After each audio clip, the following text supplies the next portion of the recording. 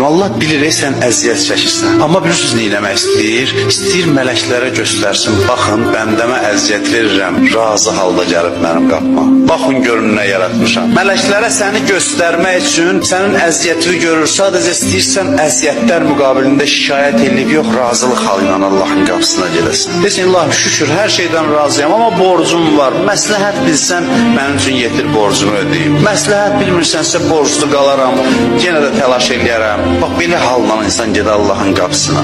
İmam Həsən əleyhissalamın sözü deyir, kim razı halda Allahın qapısına getsə, mən İmam Həsən zəmanət verirəm duasının qəbuluna. Duası qəbul olar. Allah halın müştərisidir. Verib verməmək asan məsələ, bunu yadda sal. Bir dənə bilin ki, kimin huzurundasınız da hər şeyin xəzinəsi onun əlindədir. Niyə verməsin? Niyə verməsin? Halı istəyir, halın müştərisidir. Halı yaratmaq üçün məhrum eləyir səni. Məhrum eləyir ki, nəhayət ki, sən bu halı yaradıb özün xoşbəxt olasan. Sənin əsirgəmək üçün yaratmayıb ki, onsuz yeri göyü sənin ixtiyarında qoyur.